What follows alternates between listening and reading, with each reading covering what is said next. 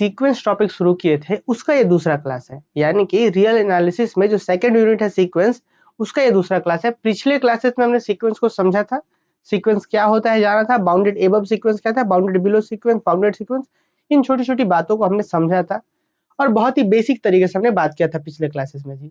आज के क्लास में हम monotonic increasing sequence, monotonic decreasing sequence, है ना, फिर उसके बाद सबसे इंपॉर्टेंट कन्वर्जेंट सीक्वेंस वगैरह को जानेंगे। देखिए हम लोग लास्ट क्लास में क्या पढ़े थे, इन शॉर्ट आपको थोड़ा सा दिखा देते हैं। हमने लास्ट क्लासेस में इस चैप्टर को शुरू करा था सीक्वेंस एंड देयर लिमिट्स को, और हमने सबसे पहले देखा था सीक्वेंस ऑफ रियल नंबर क्या होता था जी।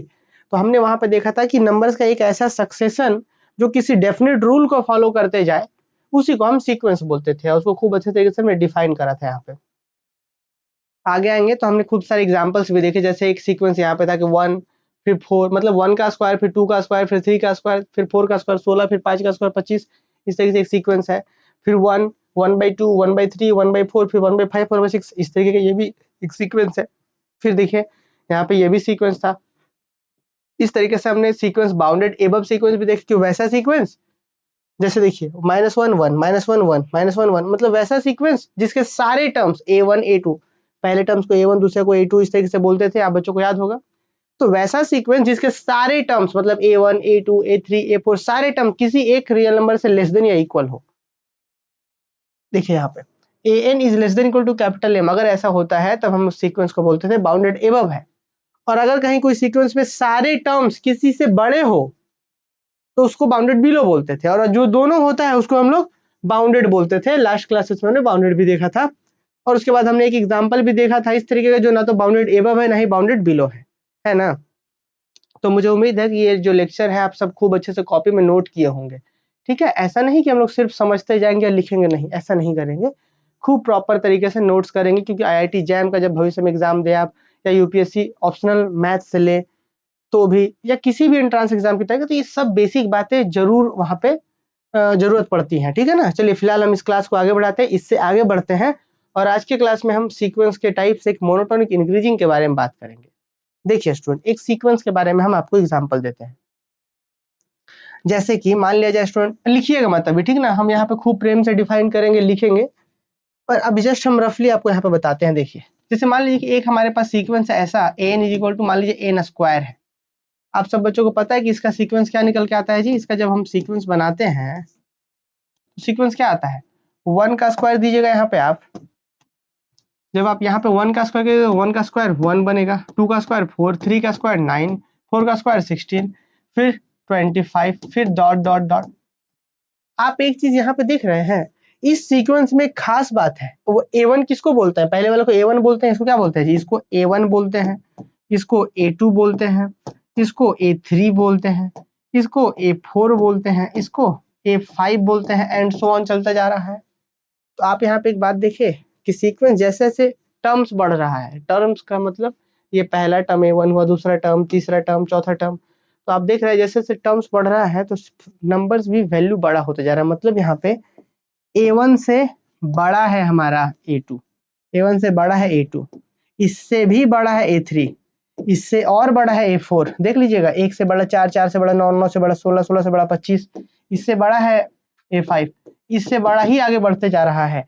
तो ऐसे ही सीक्वेंस को बोलते हैं मोनोटोनिक इंक्रीजिंग। हाँ, ऐसे सीक्वेंस को जो बार बार ऐसे बढ़ते चला जाए उसको क्या बोलते हैं, मोनोटोनिक इंक्रीजिंग।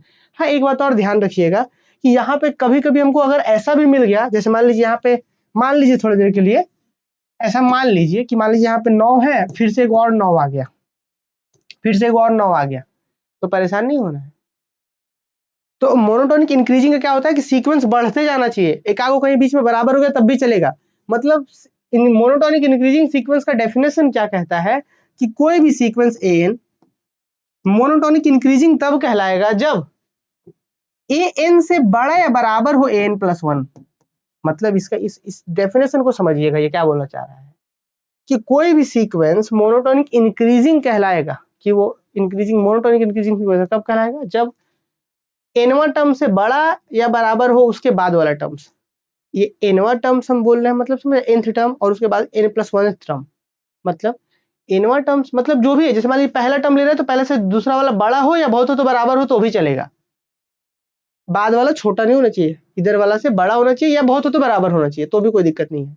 इससे आगे मतलब ये A2 तो 2 के बाद वाला कौन A3, तो इससे बड़ा या बराबर हो तो भी चलेगा, बड़ा होना चाहिए या बराबर हो तब भी चलेगा, इससे बड़ा, इससे और बड़ा और बड़ा और इस तरीके से। तो nवां टर्म से यदि n+1वां टर्म बड़ा या बराबर हो देन उस सीक्वेंस को क्या बोलते हैं, देन उस सीक्वेंस को हम मोनोटोनिक इंक्रीजिंग सीक्वेंस बोलते हैं। ध्यान दीजिएगा कि प्रत्येक n के लिए, कि n की जगह पे 1 2 3 कुछ भी रखिए, प्रत्येक n के लिए रूल होना चाहिए कि भाई हमेशा बढ़ता होना चाहिए, then sequence is said to be monotonic increasing. और ठीक इसी प्रकार से अगर ऐसा हो जाए कि सीक्वेंस घटने लगे, एग्जांपल एक और देखिए, उसके बाद हम दोनों का डेफिनेशन लिखवा देंगे। ठीक, एक एग्जांपल और देखिए, जैसे एक सीक्वेंस हम ले लेते हैं कि लेट, याद करिए ये वाला डेफिनेशन आप लोग को याद है, 1/n। इस कल ही क्लास में समझाया था कि n बराबर, यदि स्टूडेंट इसका क्या होगा, इसका सबसे पहले 1 होगा, ये पहला टर्म है मेरा, ये a1 है, फिर 1/2 होता है, याद है ये सब कल ही समझाया था, ये a2 है, 1/3 1/4 और घट रहा है, 1/5 और छोटा होते जा रहा है इस तरीके से। ये हमारा a3 है, ये a4 है, ये a5 है। अब देखिए कि बार बार जैसे सबसे पहले 1 था, आगे टर्म्स में आगे बढ़े और वैल्यू छोटा हो गया, हाफ हो गया, 1/2 हाफ, और आगे बढ़े और छोटा, और आगे बढ़े और छोटा होते जा रहा है। मतलब आप देखिए कि यहाँ पे a1 से छोटा हो गया a2, इससे छोटा हो गया इधर, इससे और छोटा हो गया a3, इससे और छोटा हो गया a4, इससे और छोटा हो गया a5, ऐसे ही चलते जा रहा है। अगर कोई सीक्वेंस ऐसा हो तो उसको बोलते हैं मोनोटोनिक डिक्रीजिंग। हाँ, कहीं पे बराबर भी हो जाए तब भी चलेगा।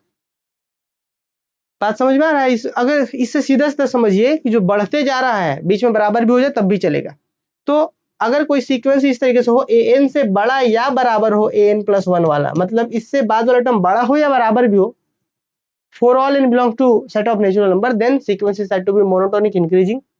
मतलब टर्म्स बाद में बढ़ते जाए तो बढ़ते जाए, नंबर्स बढ़ते जाए तो मोनोटोनिक इंक्रीजिंग, टर्म्स में आगे बढ़ने से सीक्वेंस घटते जाए तो उसको मोनोटोनिक डिक्रीजिंग बोलेंगे। ठीक, मतलब किसी सीक्वेंस को मोनोटोनिक डिक्रीजिंग कब बोलते हैं, जब an is less than equal, an is greater than equal n पर, मतलब बाद वाला टर्म लेस देन इक्वल होने लगना चाहिए for all n।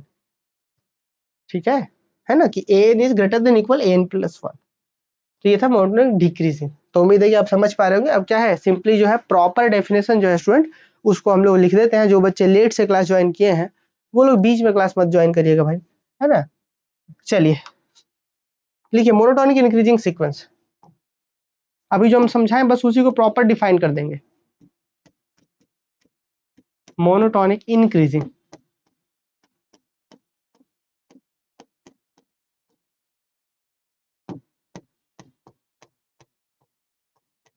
Monotonic increasing sequence क्या होता है अभी मैंने बताया। देखिए a sequence any said to monotonic increasing,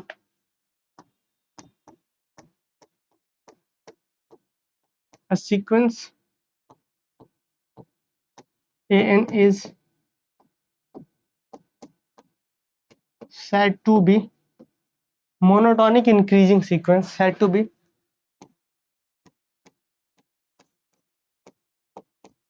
monotonic increasing sequence। चलिए हम कॉपी करके थोड़ा सा समय बचा देते हैं आप लोग का। said to be monotonic increasing sequence if, कब कहेंगे तो if an से बड़ा या बराबर हो an+1, किसके लिए, for all n belongs to, for all n belongs to set of natural number. ये कि भाई टर्म्स से उसके बाद वाला टर्म बड़ा या बराबर हो तो उसी को मोनोटोनिक इंक्रीजिंग बोलते हैं। इसी को दूसरे शब्दों में कहें तो दैट इज ये होगा कि a1 से बड़ा या बराबर होना चाहिए a2, इससे बड़ा या बराबर होना चाहिए a3, इससे बड़ा या बराबर a4, इससे बड़ा या बराबर, इस तरीके से चलते जाएगा। इससे बड़ा या बराबर बीच में कहीं ना कहीं जनरल टर्म मिलेगा, इससे बड़ा या बराबर an+1वां टर्म, फिर और बड़ा या बराबर चलते जाएगा। तब जाकर के इस सीक्वेंस को हम लोग क्या बोलते हैं, मोनोटोनिक इंक्रीजिंग सीक्वेंस बोलते हैं जी। चलिए जल्दी से आप लोग नोट डाउन कर लीजिए यहाँ पे।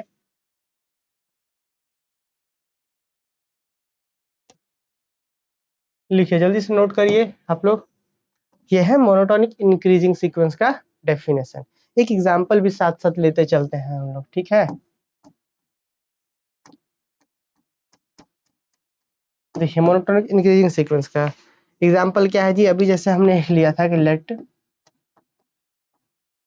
ए n इक्वल टू, मान लीजिए n स्क्वायर आपने ले लिया, तो इसमें क्या होगा देन सीक्वेंस ए एन का वैल्यू क्या होगा, इसमें सबसे पहले 1 का स्क्वायर डालिए 1, 2 का स्क्वायर 4, 3 का स्क्वायर 9 डालिए 4, 4 का स्क्वायर कितना होगा 16, 5 का स्क्वायर 25 डॉट डॉट डॉट। आप यहाँ पे देख पाएंगे कि यहाँ पे जो भी A1 से बड़ा A2, A2 से बड़ा A3 एंड सो ऑन है। आप यहाँ पे देखेंगे हेयर A1 से बड़ा या बराबर है, सॉरी A1 से तो स्पष्ट बड़ा है ना A2, इससे बड़ा है A3, इससे बड़ा है A4, ये डॉट डॉट चलता ही जा रहा है ना। देख लीजिए आप लोग, जा रहा है, इस चलते ही जा रहा है। तो कह सकते हैं कि therefore given sequence is monotonic increasing MI, क्योंकि ये आपको बार बार आगे मिलेगा, इसलिए हम थोड़ा सा आपको पहले ही फ्रेंडली करवा दिए कि therefore given sequence is MI, मतलब given sequence is monotonic increasing. चलिए इसको थोड़ा सही से लिख देते हैं हम, थोड़ा given sequence is monotonic increasing. ठीक है, चलिए आगे बढ़ते हैं हम लोग। तो ये था मोनोटोनिक इंक्रीजिंग का, जो बढ़ते जाए उसको मोनोटोनिक इंक्रीजिंग बोलते हैं। ठीक इसी प्रकार से मोनोटोनिक डिक्रीजिंग सीक्वेंस भी लिख लीजिए जी, इसमें कुछ है नहीं, इसीलिए हम बहुत ज्यादा डिटेल में आपको यहाँ पे लिखने पे समय नहीं दे रहे हैं, ये तो आप लोग लिख भी सकते हैं, हालांकि मेरे साथ साथ ही लिखिए तो ज्यादा बेहतर हो। देखिए मोनोटोनिक डिक्रीजिंग सीक्वेंस, कि कोई सीक्वेंस को मोनोटोनिक डिक्रीजिंग कब बोलते हैं, जब वो टर्म्स में आगे बढ़ते जाए A1 A2 A3 आगे बढ़ते जाए, सीक्वेंस का वैल्यू घटता जाए, that is monotonic decreasing sequence. देखिए मोनोटोनिक डिक्रीजिंग सीक्वेंस को कैसे डिफाइन करेंगे, लिखेंगे अ sequence AN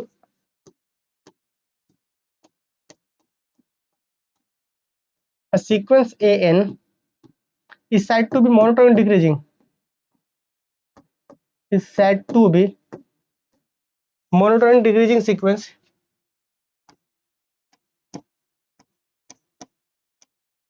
is said to be monotonic decreasing sequence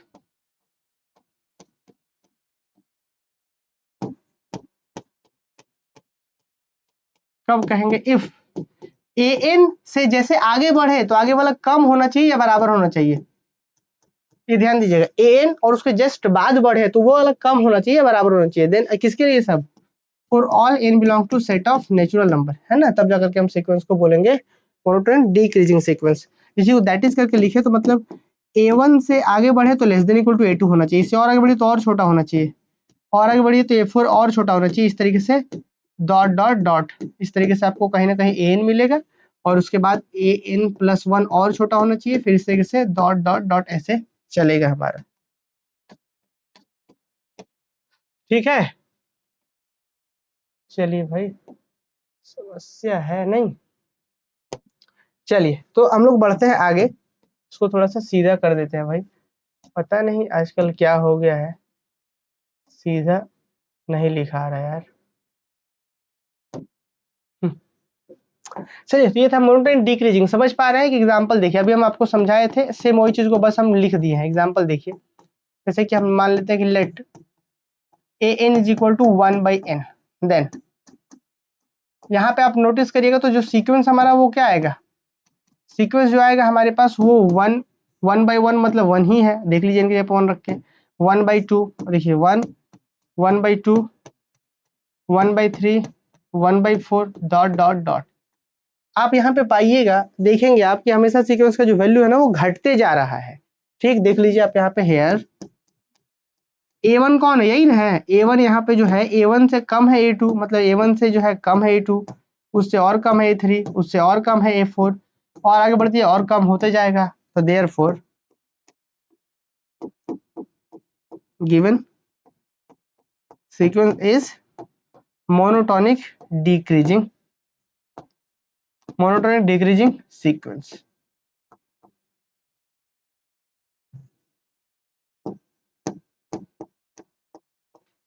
चलिए एक बार हमको जल्दी से कमेंट करके बता दीजिए क्या ये सभी बच्चों को समझ में आया जी। यहाँ पे जो भी हम बात किए छोटा छोटा दो डेफिनेशन था, मोनोटोनिक इंक्रीजिंग सीक्वेंस और मोनोटोनिक डिक्रीजिंग सीक्वेंस है जी।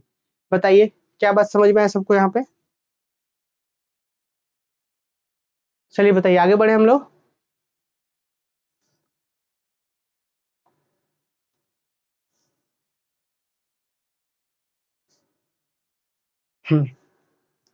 तो ये मोनोटोनिक इंक्रीजिंग था, मोनोटोनिक डिक्रीजिंग था। अब आइए थोड़ा सा और डेफिनेशन लिखते हैं मोनोटोनिक सीक्वेंस। अब ये इंपॉर्टेंट हो जाता है क्योंकि आगे जब हम लोग बढ़ेंगे तो बहुत सारे क्वेश्चंस जो होंगे इसके ऊपर बेस्ड होंगे, बहुत सारे थ्योरम्स इसके ऊपर बेस्ड होंगे कि monotonic sequence, monotonic decreasing sequence. देखिए एक चीज और हम आपको बता दें, देखिए जरा ध्यान से सुनिएगा। मोनोटोनिक इंक्रीजिंग है ना, सिर्फ अगर इतना बोला गया मोनोटोनिक इंक्रीजिंग तो A1 से बड़ा या बराबर वो का भी सिंबल है, बड़ा या बराबर, बड़ा या बराबर, बड़ा या बराबर। लेकिन अगर कहीं पे आपको ऐसा रेयरली बुक्स में मिल जाता है कि अगर आपको एक और डेफिनेशन नया मिले कि मोनोटोनिक इंक्रीजिंग मिल रहा है, ठीक है, एक और डेफिनेशन मिल जाए कि मोनोटोनिक स्ट्रिक्टली इंक्रीजिंग, तो स्ट्रिक्टली इंक्रीजिंग में A1 से बड़ा A2 इससे बड़ा A3, लेकिन वहां इक्वल नहीं होता। स्ट्रिक्टली इंक्रीजिंग जब बोलेगा तो वहां बराबर नहीं होता, और स्ट्रिक्टली डिक्रीजिंग बोलेगा तब भी बराबर नहीं होता। अब बढ़ते हैं स्टूडेंट हम आगे और बात करते हैं थोड़ा सा मोनोटोनिक सीक्वेंस के बारे में कि अब मुझे मोनोटोनिक सीक्वेंस क्या होता है जी। देखिए तो मोनोटोनिक, मोनोटोनिक इंक्रीजिंग तो समझे आप, मोनोटोनिक डिक्रीजिंग भी समझे, लेकिन ये मोनोटोनिक सीक्वेंस क्या होता है। मोनोटोनिक सीक्वेंस,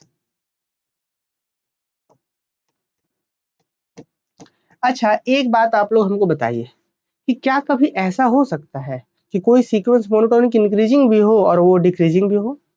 तो जवाब होना चाहिए नहीं, क्योंकि कोई एक ही चीज या तो बढ़ते हुए होगा या तो घटते हुए होगा, है ना। कोई एक चीज या तो, जैसे अगर पिछला डेफिनेशन याद करिएगा सीक्वेंस का कि bounded above sequence, bounded below sequence, तो एक साथ दोनों हो सकता था कि बाउंडेड एबव आगे से भी रोक रहा हो पीछे से भी रोक रहा हो, तो बाउंडेड एबव बाउंडेड बिलो दोनों एक साथ हो सकता था।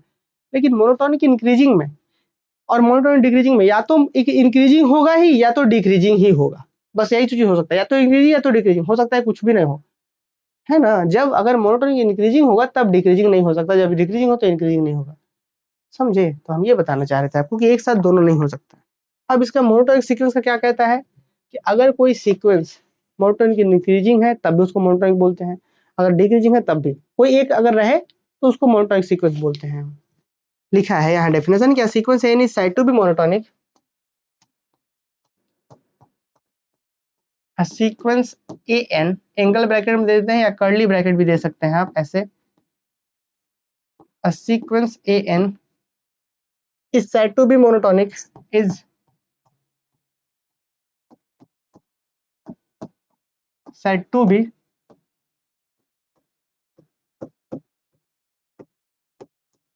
is said to be monotonic if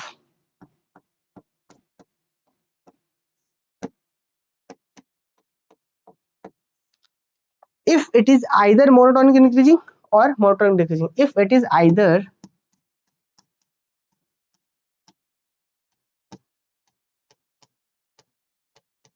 monotonic increasing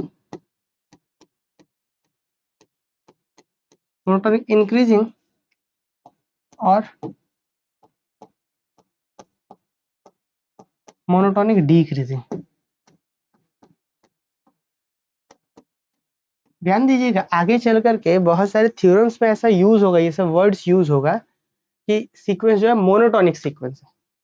तो मोनोटोनिक सीक्वेंस का मतलब या तो वो इंक्रीजिंग है या तो डिक्रीजिंग है, एक चीज तो पक्का है।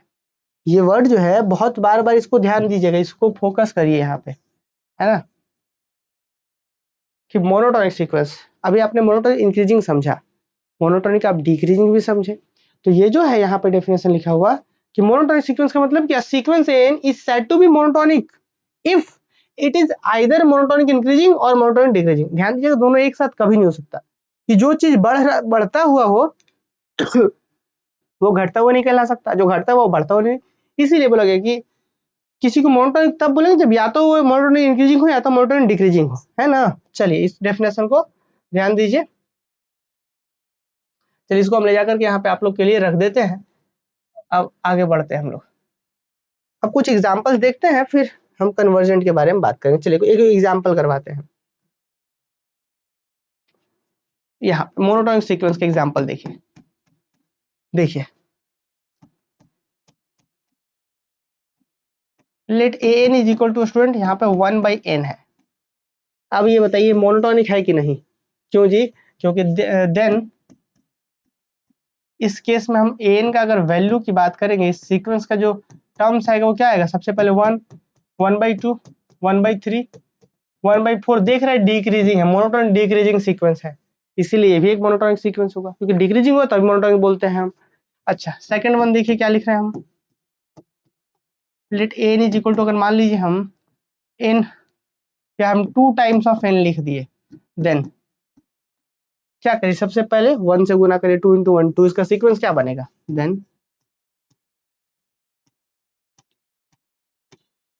देन सीक्वेंस क्या बनेगा 2 4, देखिए 1 से गुना किए, सबसे पहले 1 से गुना तो 1 × 2 कितना होगा, 1 × 2 2, फिर 2 से करिए तो 2 × 2 4, 3 से करिए 6, 4 से करिए 8, डॉट डॉट डॉट, इस तरीके से ये हमारे यहाँ पे सीक्वेंस बन रहा है।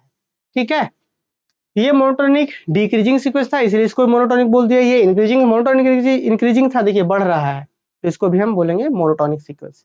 ठीक है, अब आपसे मेरा एक सवाल है, और हम चाहते हैं कि सारे बच्चे जो भी शुरू से ज्वाइन हैं, पिछले लेक्चर्स किया है आप लोग, पिछले लेक्चर्स यदि आपने किया है, इस लेक्चर्स को अभी तक शुरू से देख रहे हैं, इस क्वेश्चन का आंसर आप करिए। Give an example of sequence which is not monotonic.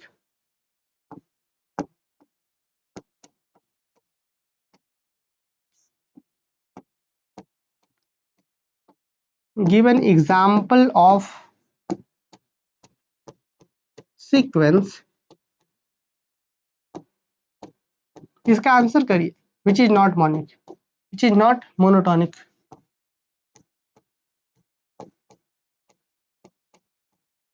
चलिए इसका आंसर करिए, हम ये आंसर आप लोगों से चाह रहे हैं कि ऐसा सीक्वेंस हमको यहाँ पे चाहिए जो which is not monotonic, है ना, which is not monotonic, monotonic नहीं, which is not monotonic। Monotonic का मतलब ये दिमाग में एकदम स्पष्ट होना चाहिए, मोनोटोनिक का मतलब कि मोनोटोनिक इंक्रीजिंग बोले तभी मोनोटोनिक बोलते हैं, मोनोटोनिक डिक्रीजिंग बोले तब भी मोनोटोनिक बोलते हैं। तो अब यहाँ पे बोल दिया कि give an example of sequence, कि एक सीक्वेंस का एग्जांपल दीजिए विच इज नॉट मोनोटोनिक, मतलब जो मोनोटोनिक नहीं हो। मोनोटोनिक नहीं होने का मतलब जी कि वो मोनोटोनिक इंक्रीजिंग भी नहीं होना चाहिए, मोनोटोनिक डिक्रीजिंग भी नहीं होना चाहिए। एग्जाम्पल दीजिए सीक्वेंस का। चलिए आप लोग एग्जाम्पल दिए जल्दी से, तभी आगे बढ़ेंगे हम। हाँ तो वेरी गुड, बहुत से बच्चों को एग्जाम्पल आ गया, राजू का भी है, वेरी गुड, -1 का पावर 1, वाह राजू वाह वाह, -1 टू द पावर 1 सीक्वेंस कैसे हो सकता है वो जी। देखिए एग्जाम्पल बताते हैं इसका, अगर हम आंसर लिखने के लिए आगे बढ़ेंगे तो हम लोग यहाँ पे कह पाएंगे क्या कि लेट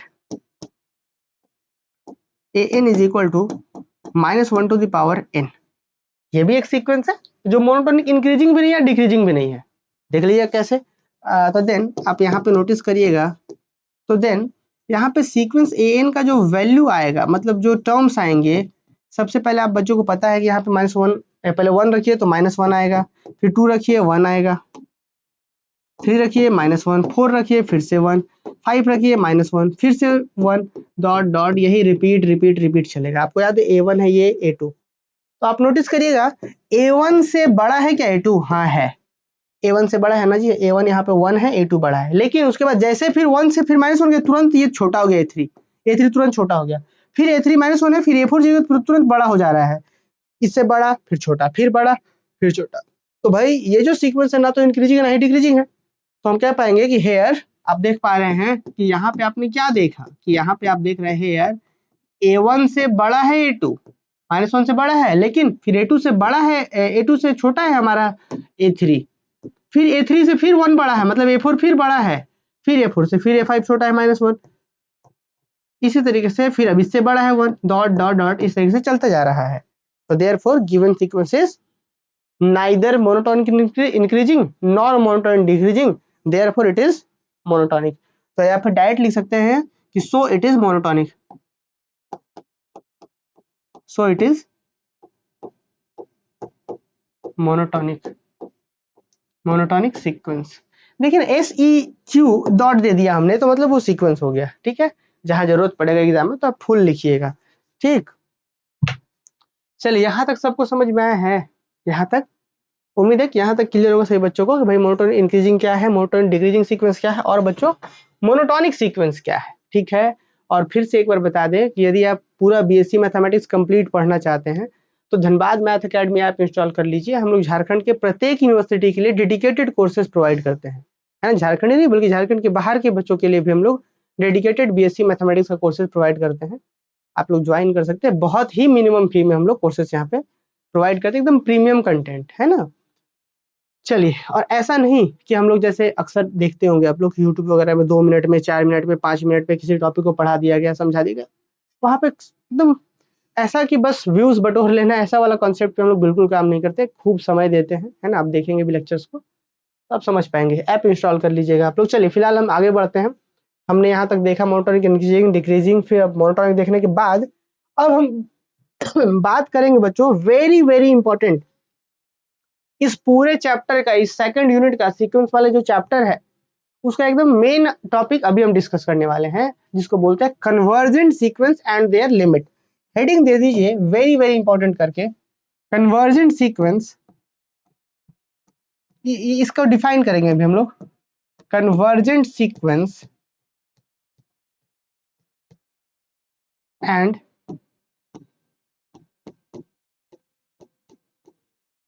देयर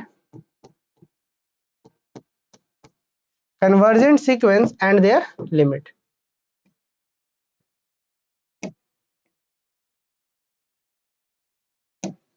अब ये क्या है, सबसे पहले एक एग्जांपल से हम लोग समझेंगे, उसके बाद आगे बढ़ेंगे। इट इज नॉट मोनोटोनिक, हाँ लिख दिए थे जी।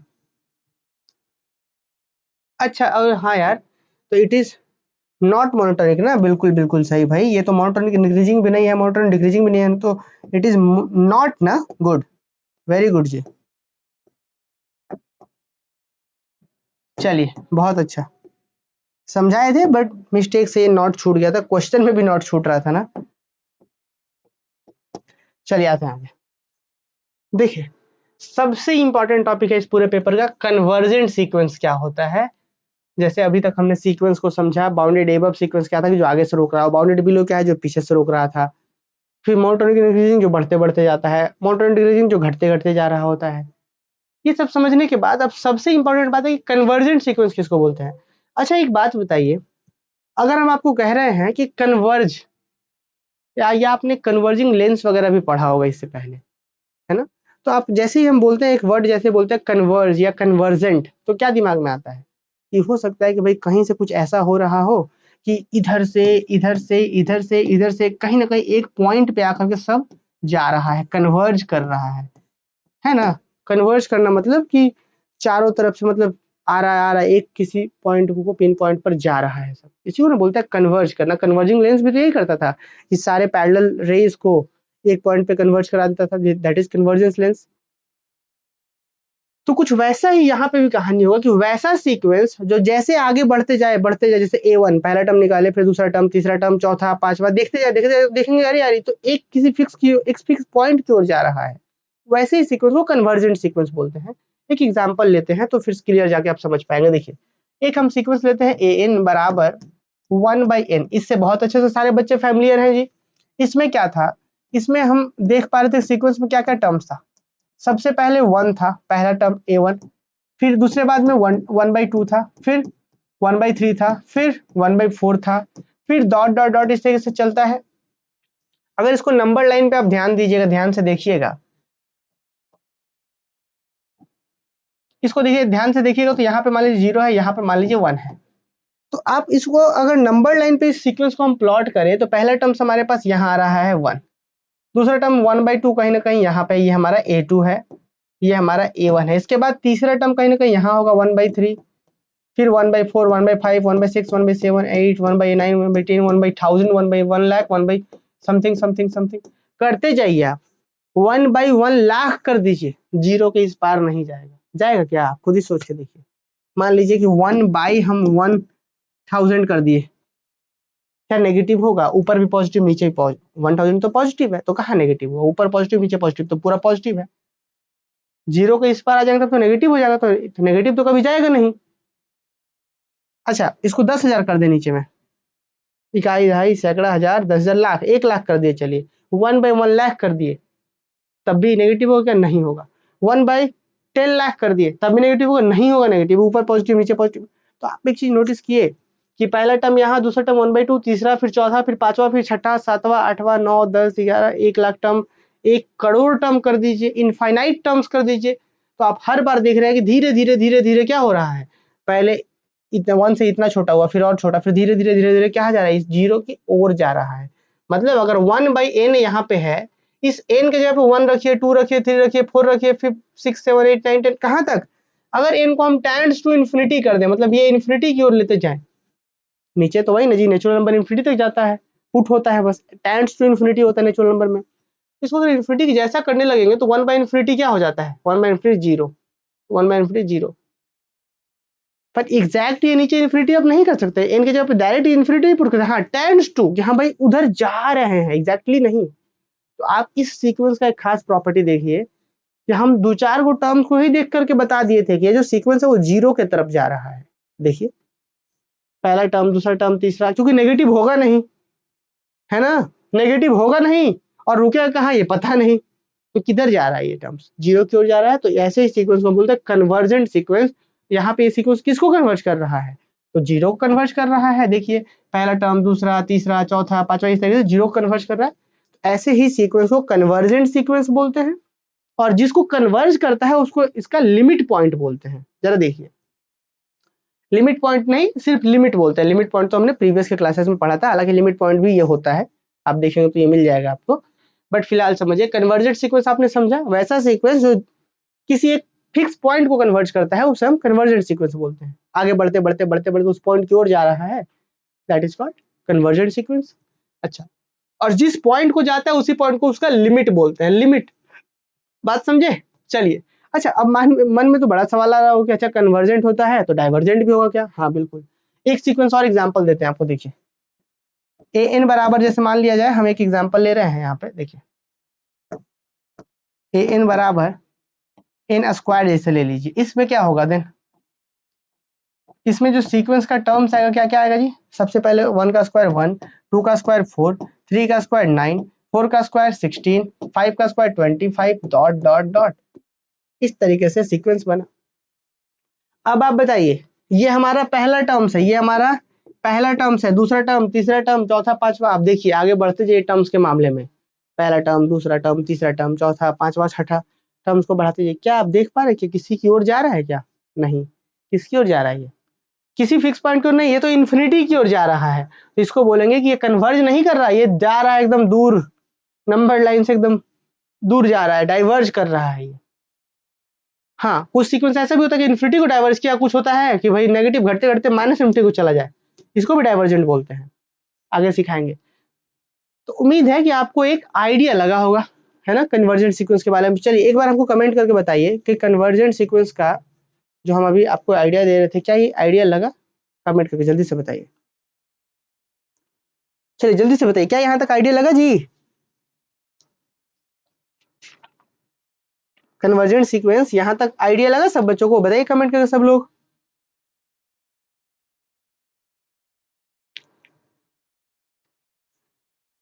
वेरी गुड तृप्ति, चलिए बहुत अच्छा।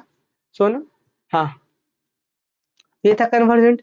लेकिन स्टूडेंट कन्वर्जेंट सीक्वेंस सिर्फ इतना मात्र समझने से नहीं होगा। कन्वर्जेंट सीक्वेंस अगर है ना तो एक प्रॉपर्टी मानता है वो, और उसी प्रॉपर्टी को लेकर के हम पूरा ये आने वाले 20-30 लेक्चर, सीक्वेंस, सीरीज, हर जगह पे यूज करेंगे हम उसको। और बहुत सारा क्वेश्चंस बनता है उससे, एंट्रांस एग्जाम में भी, आपके यूनिवर्सिटी एग्जाम्स में भी। तो खूब अच्छे से इसको समझिए कि अभी हम कन्वर्जेंट सीक्वेंस को रफली आइडिया में समझ गए। अब देखिए इसी को जरा हम लोग और डिटेल में बात करते हैं, यहाँ पे थोड़ा और डिटेल में बनाते हैं हम इसको, उसके बाद हम इसका प्रॉपर डेफिनेशन को लिखाएंगे। देखिए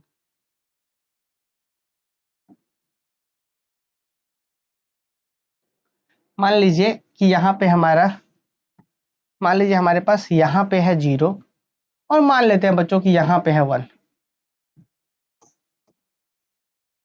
ठीक, अब अगर हम आपसे बोले कि इसका पहला टर्म जो है 1, वो क्या है, यहाँ पे 1 है, दैट इज a1। फिर दूसरा टर्म हमको मिलेगा यहाँ पे a2। फिर हमको तीसरा a2 का मतलब यहाँ पे 1/2, ये हमारा a2 है। तीसरा टर्म कहीं ना कहीं हमको लगता है कि यहाँ मिलेगा 1/3, थोड़ा और छोटा ना हो रहा है, यहाँ पे a3 है। फिर यहाँ पे a4 होगा, 1/4 मीन्स की a4। फिर 1/5, 1/6, 1/7, फिर इस तरीके से और नजदीक नजदीक होने लगेगा, और नजदीक, पूरा नजदीक नजदीक होने लगेगा, है ना, धीरे धीरे पूरा नजदीक होने लगेगा। तो अब हम ये बताना चाह रहे हैं कि कोई भी सीक्वेंस, अच्छा एक चीज और, छोटा सा एक बात और, उसके बाद हम आगे बढ़ेंगे। एक छोटा सा बात हम बताते हैं, उसके बाद आगे बढ़ेंगे, उसके बाद हम कन्वर्जेंट सीक्वेंस को डिफाइन करेंगे। देखिए अच्छा बच्चों, अगर मान लीजिए कि यहाँ पे कहीं पे लिखा हुआ है 1 लिखा हुआ है, यहाँ पे लिखा हुआ है 2, यहाँ पे लिखा हुआ है 3, यहाँ पे लिखा हुआ है 4, अगर आपको मान लिया जाए आपको यहाँ से लेकर के यहाँ तक का डिस्टेंस बताना हो कि ये कितना दूरी है, ये दूरी कैसे निकलता है? अगर हमको यहाँ से यहाँ का दूरी निकालना है तो कैसे निकलेगा? ये दूरी डिस्टेंस कैसे निकलेगा? इस डिस्टेंस को निकालने के लिए हम लोग क्या यूज कर सकते हैं कि भाई मॉड लगा देंगे। मॉड पहला पॉइंट मतलब ये माइनस ये, मतलब मॉड 2 माइनस 3 कर दीजिए, तो 2 माइनस 3 कितना होता है? माइनस का 3, और मॉड मॉड लगता है, सॉरी 2 माइनस 3 कितना होता है? माइनस का 1, 2 में से 3 गया तो माइनस का 1, और माइनस 1 का मॉड कितना आता है? 1 आता है। आप 2 में से 3 घटा दीजिए, या फिर आप ऐसा भी कर लीजिए 3 माइनस 2 घटा दीजिए, कितना आएगा? 3 माइनस 2 मतलब 1, 1 का मॉड 1 आता है। आपको खूब अच्छे से पता है कि इसका डिस्टेंस कितना है? 1 ही यूनिट है ना जी, 2 से 3 के तो 1 ही यूनिट है डिस्टेंस। तो हम ये बताना चाहें कि नंबर लाइन्स में जब डिस्टेंस निकालना होता है तो मॉडुलस का प्रयोग हम करते हैं। आगे बढ़ते हैं। देखिए तो अभी हम यहाँ पे बात करते हैं कन्वर्जेंट सीक्वेंस में। तो आप जरा देखिए कि एक प्रॉपर्टी होता है कि कोई भी सीक्वेंस यदि कन्वर्जेंट होता है, जैसे यहाँ पे था हमारे पास एक सीक्वेंस कि n बराबर 1/n, मतलब 1, 1/2, 1/3, 1/4, 1/5 डॉट डॉट। तो कोई भी सीक्वेंस यदि कन्वर्जेंट सीक्वेंस होता है तो एक खास बात को मानता है। पता है वो खास बात क्या है? वो खास बात ये है कि प्रत्येक एप्सिलॉन के लिए, मतलब प्रत्येक पॉजिटिव नंबर्स के लिए एक इंटीजर मिलता है। There exist an integer such that, इस तरीके से इंटीजर्स मिलता है सच दैट, इसको समझना है। ये पूरा रियल एनालिसिस का ये बेस है अभी जो हम यहाँ पे बात कर रहे हैं। अगर इसको समझ गए तो सीक्वेंस आप बहुत अच्छे से समझ पाएंगे, इसके थ्योरम्स बहुत आसान हो जाएंगे आपके लिए। हम यहाँ जो बोल रहे हैं इसको समझिए। हमने बोला कि अगर कोई भी सीक्वेंस यदि कन्वर्जेंट होता है किसी पॉइंट को, जैसे कि एग्जांपल पे मैंने दिया कि 1, 1/2, 1/3, 1/4, ये कन्वर्जेंट सीक्वेंस है, 0 पॉइंट को कन्वर्ज कर रहा है। देखने से तो तुरंत सारा चीज आप समझ गए इस एग्जाम्पल पे। तो हम यही बताना चाह रहे कि अगर कोई भी सीक्वेंस कन्वर्जेंट होता है तो एक प्रॉपर्टी मानता है। वो प्रॉपर्टी क्या है अभी जरा समझिएगा। वो प्रॉपर्टी बोलता है कि आप कोई भी पॉजिटिव नंबर ले लीजिए, 0 से बड़ा होना चाहिए। आप 0.1 ले लीजिए, 0.2 ले लीजिए, 0.5 ले लीजिए, 1 ले लीजिए, 2 लीजिए, कुछ भी लीजिए, उसके लिए एगो इंटीजर मिलेगा, पॉजिटिव इंटीजर, मतलब सेट ऑफ नेचुरल नंबर में से एगो मिलेगा। और वो ऐसा मिलेगा ना, वो ऐसा मिलेगा कि an माइनस एल, एल मतलब यहाँ पे जो पॉइंट्स है उसका डिफरेंस, ये जो डिस्टेंस आएगा वो हमेशा इस वाले से कम आएगा। किसके लिए? For all n greater than equal to m। ये थोड़ा सा समझना है, उसके बाद हम बहुत अच्छे से डिफाइन करेंगे, और यही पूरा सीक्वेंस का जान है, बेस है एकदम। क्या है जरा समझिए। क्या बोला गया कि अगर कोई भी सीक्वेंस किसी पॉइंट को कन्वर्ज करता है, जैसे एग्जांपल में कि ये सीक्वेंस 0 पॉइंट को कन्वर्ज कर रहा था, आपने देखा भी a1 a2 a3 बढ़ते बढ़ते 0 को जा रहा है, कन्वर्ज कर रहा है। तो ये डेफिनेशन क्या बोलता है कि अगर कोई कन्वर्ज करेगा तो प्रॉपर्टी क्या कहता है कि आप कोई भी नंबर चूज कर लीजिए एप्सिलॉन, आप चाहे 0.1 ले लीजिए, 0.2 ले लीजिए, 0.3 ले लीजिए, 1 ले लीजिए, 0.5, कुछ भी नंबर लीजिए, आप जो नंबर लेंगे उस नंबर के हिसाब से आपको एक इंटीजर मिलेगा। हो सकता है स्टूडेंट जस्ट समझने के लिए, मान लीजिए बच्चों कि हमने यहाँ पे चूज कर लिया, मान लीजिए कि हमने एप्सिलॉन की जगह पे ले लिया 0.5 ले लिया, तो हमको एक स्टेज मिलेगा। स्टेज मतलब हो सकता है कि 5 मिले, 6 मिले, 7 मिले, इस तरीके से मिलेगा कि उसके बाद के जो भी सीक्वेंस के टर्म्स हैं, उस सीक्वेंस का टर्म्स का और उस लिमिट के बीच का डिस्टेंस एप्सिलॉन से छोटा हो जाएगा। देखिए हम दिखाते हैं आपको। ये बस ये बताना चाह रहा है कि अगर आप मान लीजिए थोड़ी देर के लिए इस सीक्वेंस के लिए, ये सीक्वेंस 0 कन्वर्ज कर रहा है ना जी, ये सीक्वेंस 0 कन्वर्ज कर रहा है ना, ठीक है। हमने मान लीजिए कि एप्सिलॉन इक्वल टू हमने 0.5 नंबर ले लिया, तो एप्सिलॉन इक्वल टू 0.5 कितना बड़ा होता है? यहाँ से 1 से यहाँ पे 1/2 मतलब 0.5 है ही ना जी। 0.5 किसको बोलते हैं? देखिए यहाँ से 0 से लेकर 1/2, 1/2 का मतलब 0.5 इधर, 0.5 इधर, तब जाके 1 बनता है। तो ये पूरा डिस्टेंस कितना है? ये हमारा 0.5 है, नहीं ना, हमारा पूरा 0.5 है। तो आप नोटिस करिए कि जैसे आपने एप्सिलॉन 0.5 सेट किया तो हमको तुरंत एक स्टेज मिल गया। क्या मिला वो स्टेज? यहाँ पे हमको 2 मिला, A2। इसको बहुत बारीकी से समझना है, हम 1 घंटा इसमें बताते रहेंगे, जब तक समझ में नहीं आएगा तब तक बोलना है आपको। हमने कहा कि कोई भी सीक्वेंस किसी पॉइंट को यदि कन्वर्ज करता है तो एक प्रॉपर्टी होता है, होल्ड करता है। वो क्या प्रॉपर्टी है कि आप कोई भी एप्सिलॉन चूज कर लीजिए, आप अगर एप्सिलॉन 0.5 चूज करिएगा तो स्टेज मिलेगा, एक इंटीजर मिलेगा, सॉरी एक नेचुरल नंबर मिलेगा, पॉजिटिव नेचुरल नंबर। अगर आप एप्सिलॉन दूसरा लीजिएगा तो दूसरा मिलेगा। तो अगर जैसे हमने यहाँ पे इस वाले एग्जांपल्स के लिए हमने अगर 0.5 लिया पॉजिटिव नंबर, तो हमको एक स्टेज मिला यहाँ पे A2, ये 2 मिला हमको 2, ये 2 इस तरीके से मिला है ना जी, ये वाला 2 मिला है इस तरीके से कि 2 से बड़ा या बराबर कुछ भी n ले लीजिए। आप 3 ले लीजिए, A3 देख लीजिए, A3 कहाँ पे, यहाँ पे A3, और इस पॉइंट लिमिटिंग पॉइंट का डिस्टेंस निकालिए, कैसे निकलेगा 0 माइनस A3, इसका मॉडुलस निकालिए, हमेशा एप्सिलॉन से छोटा आएगा, आ रहा है एप्सिलॉन 0.5 है, उससे छोटा आ रहा है डिस्टेंस। फील करिए इसको कि हमने 0.5 माने हमने एक एप्सिलॉन लिया तो उसके लिए एक स्टेज मिल गया। जैसे यहाँ पे हमने 0.5 लिया तो हमको 2 मिला, कि 2 से बड़ा कुछ भी n लीजिए, n का मतलब अब 2 के जगह पे 3 लीजिए, 2 से बड़ा 3 मतलब A3 का डिस्टेंस 0 से, A3 का डिस्टेंस 0 से निकालिए, इस एप्सिलॉन छोटा होगा। इस 2 से बड़ा कोई भी 4 भी लीजिए तो A4 का डिस्टेंस इस 0 से निकालिए, एप्सिलॉन से छोटा होगा। A5 का डिस्टेंस एप्सिलॉन से, ये 0 से, लिमिट पॉइंट से, L से जो है लिमिटिंग पॉइंट जो यहाँ पे है, ये इसे निकालिए, हमेशा एप्सिलॉन से छोटा होगा। मेरा कहने का अर्थ समझ पा रहे हैं कि अगर कोई सीक्वेंस कन्वर्जेंट होता है तो हर एक एप्सिलॉन के लिए एक स्टेज मिलेगा, और वो स्टेज कुछ नहीं बोलता है, वो स्टेज बोलता है कि इससे बड़ा अगर लीजिएगा n कोई भी, तो उसका डिस्टेंस निकालिए, लिमिट पॉइंट से जिसको कन्वर्ज कर रहा है वो एप्सिलॉन से हमेशा छोटे होगा डिस्टेंस। ठीक है, उम्मीद है कि बच्चों यहाँ पे आप समझे होंगे कि हम यहाँ बताना क्या चाह रहे हैं। एक बार फिर से इस लॉजिक को देखिए कि हमने क्या बोला कि अगर कोई सीक्वेंस कन्वर्ज करता है किसी पॉइंट को, तो प्रत्येक एप्सिलॉन के लिए, क्या जी, यहाँ पे देखिए कि प्रत्येक एप्सिलॉन के लिए, यहाँ पे प्रत्येक एप्सिलॉन के लिए एक नेचुरल नंबर मिलेगा, और इस तरीके से मिलेगा कि उससे बड़ा या बराबर, अगर बराबर करना है तो एक आगे जाके करना पड़ेगा, अगर बराबर वाला करना है तो यहाँ पे A3 वाला लेना कि ये भी और इससे बड़ा भी। अगर आपको सिर्फ बड़ा करना है तो यहाँ से लेना पड़ेगा पीछे से, है ना, तो दोनों मिल सकता है, अलग अलग बुक्स में अलग अलग रहता है, तो दोनों सही है। अगर सिर्फ बड़ा दिखाना है तो यहाँ से दिखा दीजिए कि इससे बड़ा A3 वाला सब होगा, अगर बड़ा या बराबर दोनों लिखा तो ये वाला लेंगे स्टेज हम, कि ये भी और इससे बड़ा भी। तो देखिए कि प्रत्येक एप्सिलॉन के लिए नेचुरल नंबर मिलता है, और इस तरीके से मिलता है कि इस स्टेज से बड़ा कुछ भी n ले लीजिए तो उसका an का मतलब A1 A2 A3 जो भी बड़ा आ रहा है उससे, उसका l के साथ डिस्टिंक्शन तो हमेशा एप्सिलॉन से छोटा आएगा। क्या ये बात सब बच्चों को समझ में आया? एक बार हमको कमेंट करके बताइए। हम यहाँ पे जो समझाना चाहते हैं, आप यहाँ पे भी देखिए कि हमने एप्सिलॉन की जगह पे जैसे 0.5 लिए, तो यहाँ से डिस्टेंस मेजर करिए, देखिएगा कि 0.5 अगर लेते हैं तो हमको स्टेज मिल रहा है, कौन यहाँ पे स्टेज है, तो हमारा यहाँ पे स्टेज है 2, कि 2 से बड़ा कुछ भी ले लीजिए, यहाँ पे A3 ले लीजिए, उसका डिस्टेंस निकालिए 0 से, एप्सिलॉन से छोटा आएगा। A4 ले लीजिए, इसका डिस्टेंस निकालिए, एप्सिलॉन से छोटा आएगा। A5 ले लीजिए, डिस्टेंस निकालिए, छोटा आएगा। तो उम्मीद है कि ये बात आप समझ पा रहे होंगे, और इसी चीज को हम यहाँ पे लिखेंगे कि अगर कोई भी सीक्वेंस कन्वर्जेंट होता है तो प्रत्येक एप्सिलॉन के लिए एक नेचुरल नंबर मिलता है, तो उससे बड़ा कुछ भी लीजिएगा तो उसका डिस्टेंस छोटा आएगा। क्लियर हुआ? ये बहुत इंपॉर्टेंट, अगर ये समझ गए ना तो सीक्वेंस का ऐसा कोई भी टॉपिक्स, कोई थ्योरम्स नहीं है जो आप नहीं समझ पाएंगे। अगर ये समझ गए तब हम एक बार फिर से पूछते हैं कि क्या एक बार और एक्सप्लेनेशन क्या हो सकता है, बताइए। आप यहाँ पे देखिए कि अगर सीक्वेंस कन्वर्जेंट है तो जैसे हमने यहाँ पे 0.5 लिया ना बच्चों, जैसे मान लीजिए चलिए हम 0.6 ले लेते हैं, कि अगर हम एप्सिलॉन 0.6 ले लेते हैं तो हो सकता है कि 0.6 यहाँ से यहाँ तक आ जाए, यहाँ तक 0.6 आ जाए। उस केस में हमारा स्टेज हो सकता है कि 4 हो, कि 4 से बड़ा या बराबर कुछ भी लीजिए, इसको लीजिएगा तो इसी को एग्जैक्ट लीजिए तो 4 से बड़ा लेना पड़ेगा, 4 से बड़ा या बराबर कुछ हो लीजिए, A5 A6 A7, इसका डिवीजन करिए तो हमेशा से छोटा है। तो वो डिपेंड करता है कि 0 पॉइंट यहाँ पे एप्सिलॉन कितना बड़ा ले रहे हैं। आ रहा है बस में?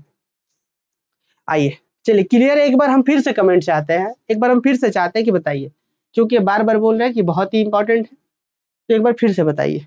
अगर ऐसा हेजिटेशन नहीं करना है कि हाँ भाई समझ नहीं आया तो क्यों बोलेंगे, बेइज्जती वाली बात है, ऐसा नहीं। बताइए समझ आया कि नहीं, फिर हम डेफिनेशन को लिखेंगे प्रॉपर वे में। Yes sir clear, very good Tripti, चलिए बहुत अच्छा। चलिए अब हम डेफिनेशन को बच्चों लिख सकते हैं कि किसी सीक्वेंस को कन्वर्जेंट सीक्वेंस कब बोलते हैं हम लोग। अभी तो हमने यहाँ पे समझा ही कि भाई अगर कोई सीक्वेंस इस तरीके से जा रहा है कोई पॉइंट पर तो कन्वर्जेंट बोलते हैं। तो क्या एग्जाम में ऐसे ही बोल देंगे? नहीं, एग्जाम में प्रॉपर डिफाइन करेंगे, तो देखेंगे लिखेंगे हम लोग क्या सीक्वेंस ए एन, लिखिए इसका डेफिनेशन लिख रहे हैं हम लोग, एग्जाम में आएगा ये डेफिनेशन, ठीक है। अ sequence an, a sequence an is said to be convergent is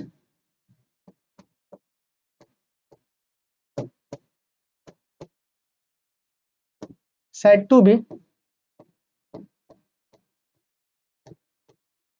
be convergent, ठीक है, if there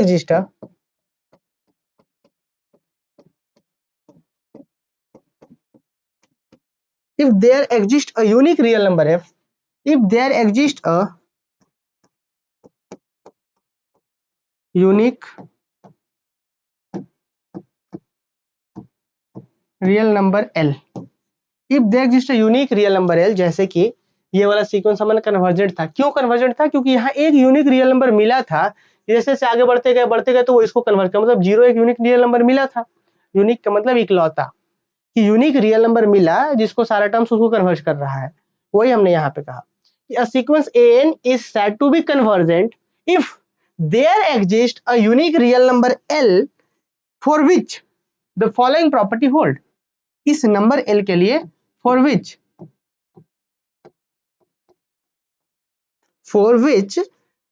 the following property hold, the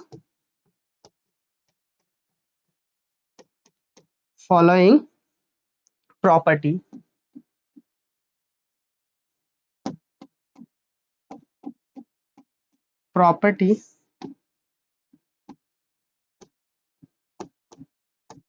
holds। और क्या प्रॉपर्टी है जी? तो प्रॉपर्टी है हमारे पास to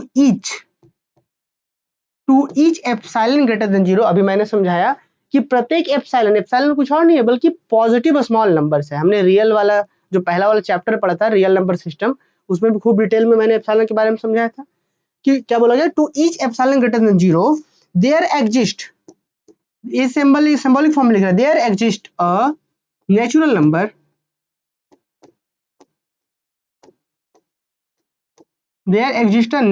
number m belongs to, there exists a natural number m, है ना, there exists a natural number m, that is, इसको लिख सकते हैं that is m क्या है, कुछ और नहीं बल्कि belongs to set of natural number है, ठीक है, that is, इसी को हम नीचे कर देते हैं।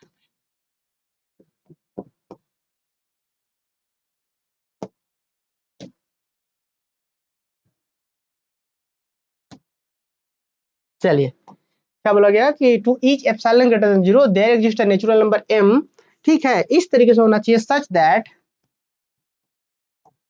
क्या इस तरीके से होना चाहिए कि मॉड an माइनस का l हमेशा एप्सिलॉन से छोटा होना चाहिए डिस्टेंस, किसके लिए, for all n greater than equal to m। ध्यान दीजिएगा ग्रेटर देन इक्वल का बात कर रहे हैं, कहीं कहीं पे बुक्स में ग्रेटर देन मिल सकता है कि सिर्फ ऐसे मिल जाएगा n is greater than m, तो कोई परेशानी वाली बात नहीं है। जैसे एग्जांपल के तौर पे हमने यहाँ पे जो देखा था, जैसे मान लीजिए कि हमारे पास एक स्टेज मिला था, एक स्टेज जैसे हमने बताया था कि एक स्टेज हमने मिला था कि 0.5 हमारे यहाँ तक हो रहा था, यहाँ तक 0.5 हो रहा था, हमने एप्सिलॉन 0.5 लिया, मान लीजिए यहाँ तक हो रहा था हमारा ये एप्सिलॉन, तो इसके बाद का बात जो होगा, इसके बाद का सभी डिस्टेंस 0 से निकालेंगे तो एप्सिलॉन से छोटा आएगा। इसके बाद क्या, इसके बाद, तो इसको हम लिख सकते थे 2 के बाद n लीजिए, सॉरी 2 के बाद n लीजिए, या इसी चीज को हम लिख सकते थे 3 के बाद n लीजिए और 3 भी ले सकते हैं, समझे। तो सेम ही एप्सिलॉन के लिए हम 2 ले सकते थे कि 2 से बड़ा लेना है सबको, या सेम ही एप्सिलॉन के लिए हम 3 ले सकते हैं कि 3 से बड़ा और 3 को भी लेना है, तो कोई दिक्कत वाली बात नहीं है, अलग अलग बुक्स में अलग अलग मिल सकता है कि m से बड़ा बराबर n या m से बड़ा n, तो मतलब एक ही है, बात समझे। तो देख लीजिएगा जल्दी से कि sequence n is said to be convergent, किसी सीक्वेंस को हम कन्वर्जेंट कहेंगे कब, if there exist a unique real number l, की एक यूनिक रियल नंबर एक एग्जिस्ट करना चाहिए और उसके लिए कुछ प्रॉपर्टी भी होल्ड करना चाहिए। कैसा नहीं कि यूनिक मिल रहा है कुछ प्रॉपर्टी नहीं होल्ड कर रहा है, यूनिक रियल नंबर मिलना चाहिए और प्रॉपर्टी मानना चाहिए। प्रॉपर्टी क्या है कि to each epsilon greater than, each का मतलब प्रत्येक, एप्सिलॉन 0.1 लीजिए, एप्सिलॉन 0.2 लीजिए, एप्सिलॉन 0.5 लीजिए, कुछ भी, तो उसके लिए एक नेचुरल नंबर मिलना चाहिए और इस तरीके से कि उससे बड़ा बराबर n लीजिएगा तो उसके कॉरस्पॉन्डिंग में जो n आता है, टर्म्स जो बनता है, उसका l के साथ डिफरेंस हमेशा एप्सिलॉन से छोटा होना चाहिए। आ रहा बात समझ में। The number l is called limit of sequence, लिखिए the number l, the number l, यही इसी नंबर को जो यूनिक नंबर था, the number l is called limit of sequence, limit of sequence। ठीक, चलिए और आगे हम लोग बढ़ते हैं। अब इसके बारे में थोड़ा सा और लिखेंगे, एग्जाम में आएगा ना ये डेफिनेशन कि डिफाइन कन्वर्जेंट सीक्वेंस, तो आपको ये पूरा लिखना है, और चाहे तो एक्स्ट्रा लिख सकते हैं या फिर इतना लिखना, एटलीस्ट इतना लिखना काफी होगा। ठीक है, चलिए हम लोग थोड़ा सा और लिखते हैं। इसके बाद लिखेंगे if a sequence n is convergent and l its limit, लिखिए थोड़ा सा और आगे बढ़ाकर लिखेंगे हम लोग, if a sequence N,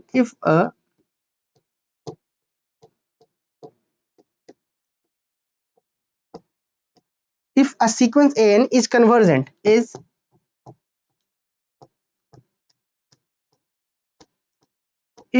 convergent and L its limit, and L its limit, ठीक है, then we say that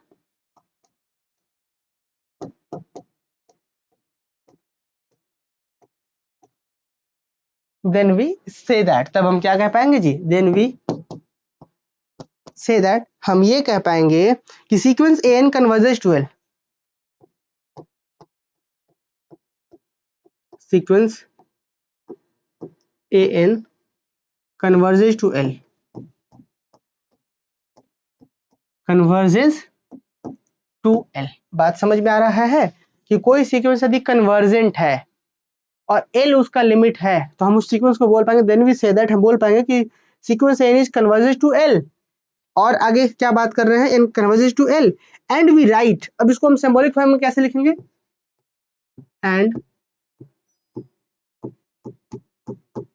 and we write limit n times to infinity an is equal to L। बड़ा इंपॉर्टेंट टर्म्स है, इसी को और करके भी लिखेंगे, और कि an जो है वो L को जा रहा है as n times to infinity. ये जो हमने सिंबल्स लिखा है ना, इसको खूब अच्छे से समझते हैं तब आगे बढ़ेंगे, क्योंकि भाई सीक्वेंस में सबसे इंपॉर्टेंट हो जाता है ये कन्वर्जेंट सीक्वेंस का डेफिनेशन। तो उम्मीद है कि अभी तक जो मैंने आपको यहाँ रफली समझाया कि सीक्वेंस कन्वर्जेंट कब होता है, वन वन मतलब पहला टर्म, दूसरा टर्म, तीसरा टर्म, चौथा टर्म, देख रहे हैं बढ़ते बढ़ते बढ़ते बढ़ते देख रहे हैं किसी एक पॉइंट की ओर जा रहा है, बार बार यूनिक पॉइंट की ओर जा रहा है, तो उसी को वैसे ही सीक्वेंस को हम बोलते हैं कि सीक्वेंस कन्वर्जेंट सीक्वेंस है, और जिस पॉइंट की ओर जाता है उसको बोलते हैं लिमिट, इस सीक्वेंस का लिमिट है वो।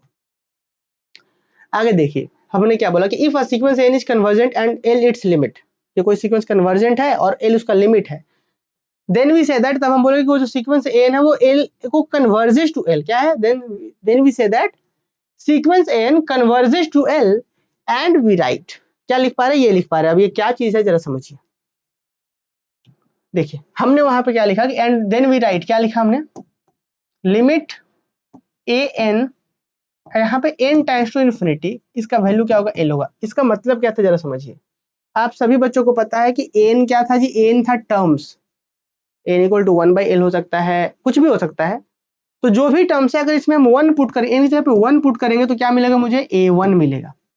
अगर हम यहाँ 2 पुट करेंगे तो क्या मिलेगा, a2 मिलेगा। 3 पुट करेंगे, 3 पुट करेंगे तो यहाँ a3 मिलेगा। 4 पुट करेंगे तो a4 मिलेगा। 5 पुट करेंगे तो a5 मिलेगा। लेकिन अगर यही चीज हम इन्फिनिटी, तो डायरेक्ट तो पुट नहीं कर सकते हैं ना, infinity is not an any number, है ना, इन्फिनिटी कोई पर्टिकुलर नंबर तो है नहीं जो हम पुट कर देंगे, तो इसीलिए इन्फिनिटी डायरेक्ट तो हम पुट कर सकते हैं, तो इन्फिनिटी को टेंड्स कराया जाता है कि भाई बढ़ाते बढ़ाते बढ़ाते बढ़ाते इन्फिनिटी की ओर जा रहे हैं, ऐसा हम समझते हैं, टेंड्स इसको बोलते हैं। तो जब हम इनको इन्फिनिटी की ओर जाएंगे और अगर ये सीक्वेंस कन्वर्जेंट होगा तो जिसको कन्वर्ज कर रहा होगा वो वैल्यू आना चाहिए। जस्ट फॉर एग्जांपल ये देखिए कि अगर ये जो आपके पास एक सीक्वेंस था ये वाला a1 a2 a3, यहाँ पे जो आपने देखा कि n जो था यहाँ पे इस सीक्वेंस में a1 निकालिए 1 आएगा, a2 निकालिए ये आएगा, a3 निकालिए ये आएगा, a4 निकालिए ये आएगा, a5 a6 इस तक करते जाइए।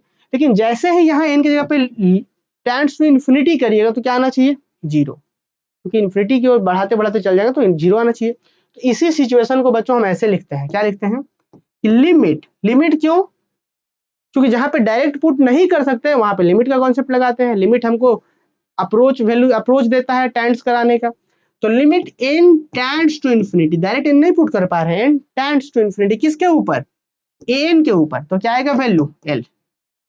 ये हो गया प्रॉपर डेफिनेशन।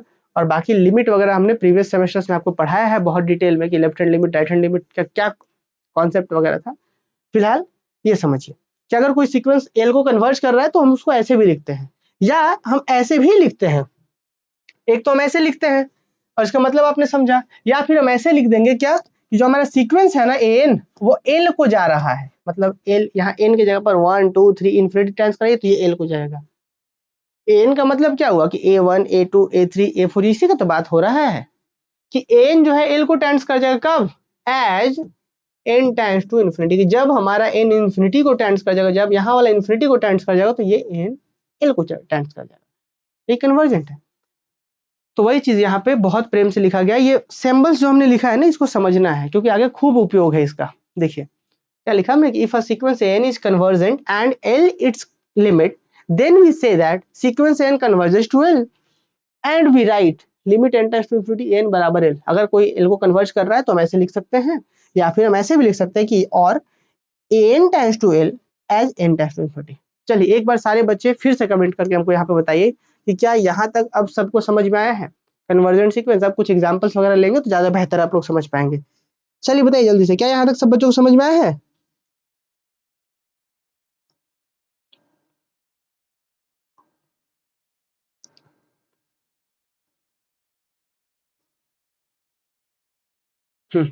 Very good. अच्छा अब इसके बाद कुछ और लाइन भी लिखते हैं। मोर ओवर, देखिए इसी में अभी ये डेफिनेशन कंप्लीट नहीं हुआ है, इसी में भी हम आगे बढ़ा के लिखते हैं। More over,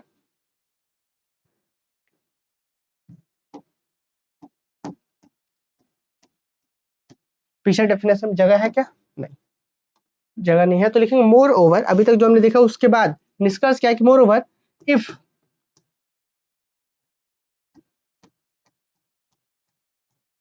if a sequence an is convergent is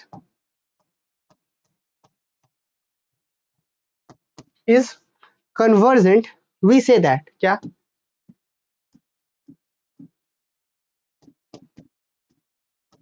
हम ये कहेंगे कि we say that limit n times to infinity an exist।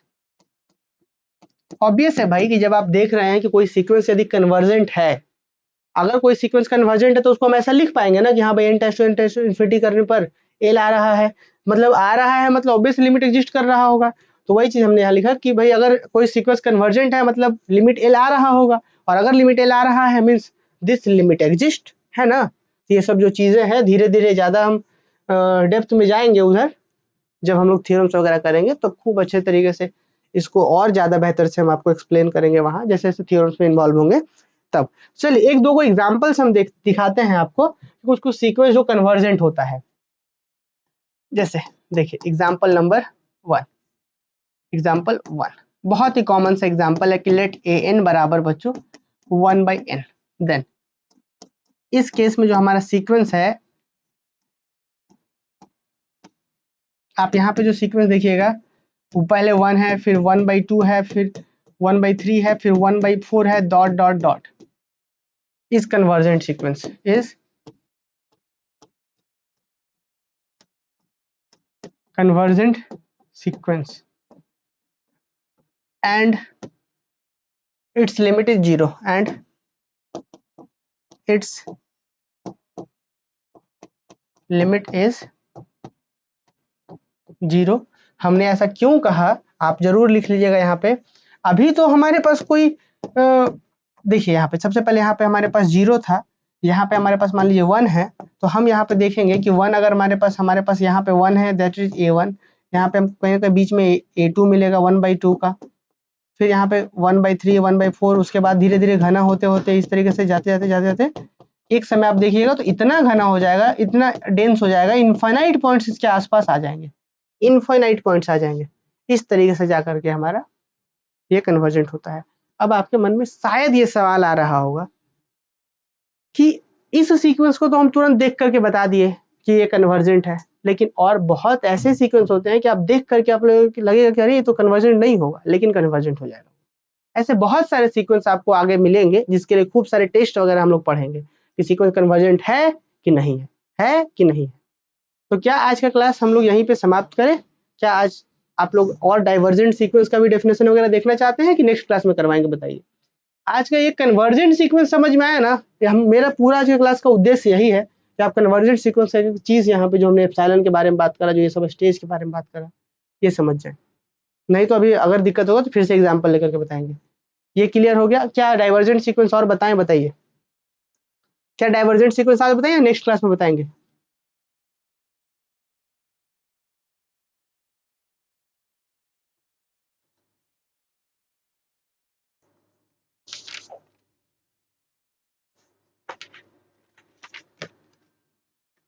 अच्छा, क्लास ऑफ, ठीक है, कोई बात नहीं, आप लोग जैसा बोलिए।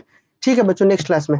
और हाँ, आप लोगों से रिक्वेस्ट है कि खूब प्रेम से इसको पढ़िएगा, ठीक है। और जो बच्चे क्लासेस ज्वाइन नहीं किए हैं ज्वाइन कर लीजिए, ठीक है। बाकी नेक्स्ट क्लास में हम लोग मिलेंगे स्टूडेंट्स। इस क्लास को यहीं पे समाप्त करते हैं। नेक्स्ट क्लास में हम लोग बात करेंगे, ये थोड़ा सा समझने वाला टॉपिक है और पूरा सारांश मैंने कहा ना कि पूरा पेपर का सबसे बेस है यही जो हमने यहाँ पे आज बात कर लिया है।